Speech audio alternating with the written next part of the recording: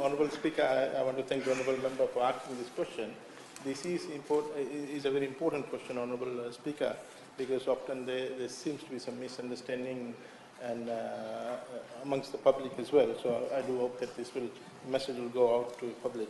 Honourable Speaker, to maintain efficacious control and the sustainable use of our natural resources, the environmental impact assessment is a very important regulatory tool to identify the environmental, social and economic impact of any project prior to decision making of whether the project will go ahead or not. Honourable Speaker, there are two parts of it. It's not only during the construction process, but it's also about after the project starts its commission. Once, let's say a hotel development project, once the hotel is completed and then the hotel starts, also what are some of the things that need to be done to mitigate any possible environmental impact out of running of that particular hotel. So EIA will be utilized to ensure that when the construction is undertaken, that the environmental damage is dealt with, there's no mitigated to ensure that there's no environmental damage, and also post-project.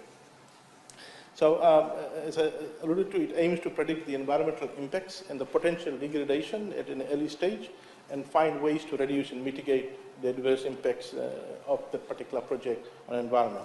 The Honourable Speaker, the key stages in the EIA process under the Environmental Management Act of 2025 and the Environmental Management Regulations is one, screening.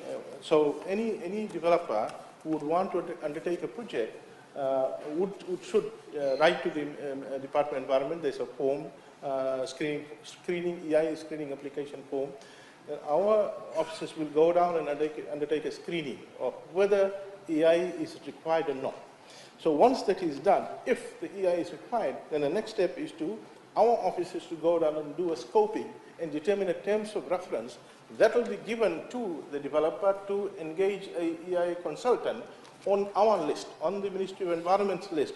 These are the approved list of EIA consultants for different kinds of work. For example, mining project, there will be a set of consultants who can do EIA for mining. If there is a river dredging, there's a set of consultants who are allowed to do EIA work for river dredging. So it's not that there's a list of 100 or so EIA consultants, which we have a list of 150 or so, and all of them can do any kind of EIA. That's not the way it is. So once the screening is done, if it is determined that you need a EIA, then again our officers will go down, do a survey, and do a TOR, terms of reference. And then once a terms of reference is done, it is given to the developer to hire this consultant out of this list, anyone you want, do it and get it to us, and then we will,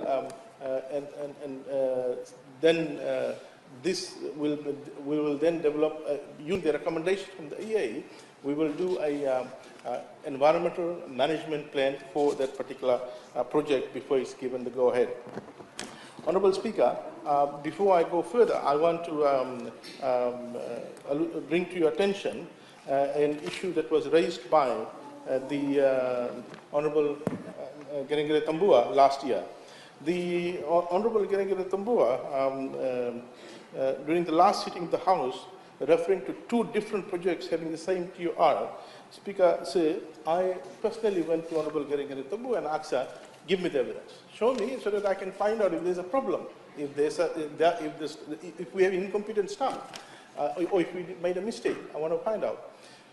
To that, she never came back. So, Honourable Speaker, we carried out my own research, and we found out the two terms of reference that she's referring to. One, the Maui Bay one, and the other one, the Magma Mines Limited, which I'm going to leave it here for them to examine.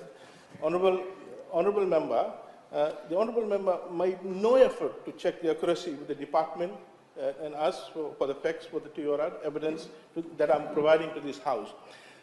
Honourable Speaker, we strongly refute the claim by the Honourable Member that the terms of reference were generic, as was claimed by her, and were same. I'll produce it here for examination and perusal by all members here. A proper examination by the member would have easily revealed that both the terms of reference are very different And the terms of reference for Magna Mine details its scope was very different in comparison to the one for Maui Bay.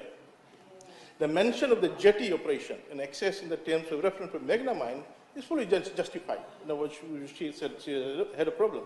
It was in line with the scoping concept proposed by Magna Mine for the construction, I quote, construction of a wharf complete with barge loading facilities and the construction of a bridge to link the island to the mainland. The access jetty bridge wharf was vital for mobility and ease of movement during an iron sand extraction operation. The terms of reference were tailor-made to suit two different development concepts.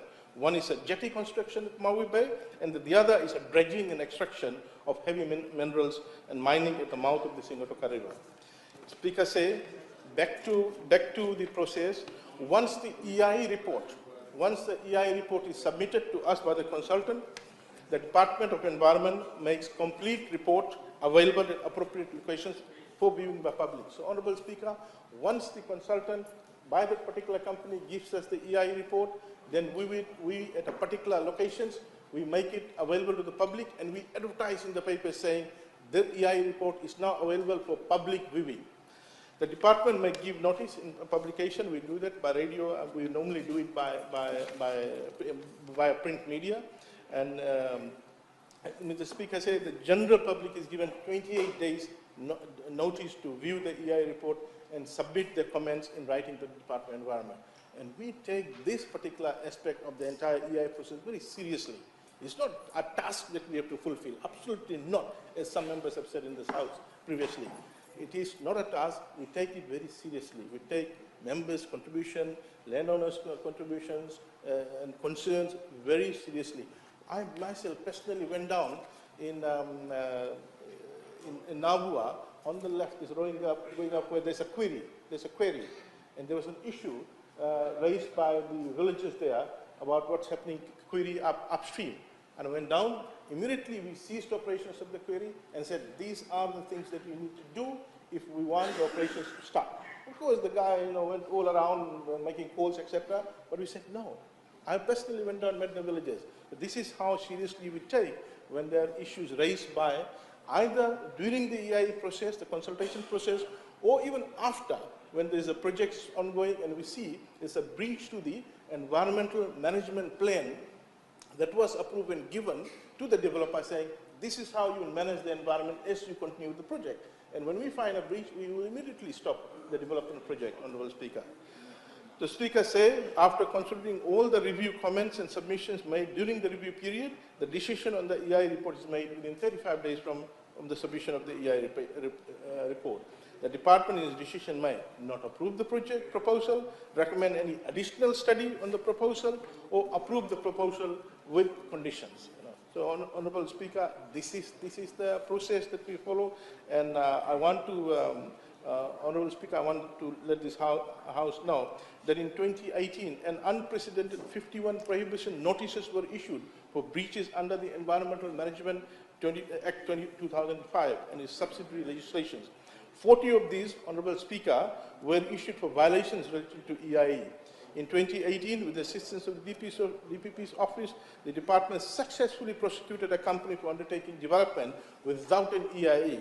The company was fined by the court and instructed to dismantle the plant in Nassori. Again, unprecedented success in terms of ensuring that we really enforce the Regulation Environment Management Act. Honourable Speaker, this is not something that you just go around in the market and pick something up. This is something that we have to do serious work before we use the legislation. For your information, Honourable Gavoka, thank you.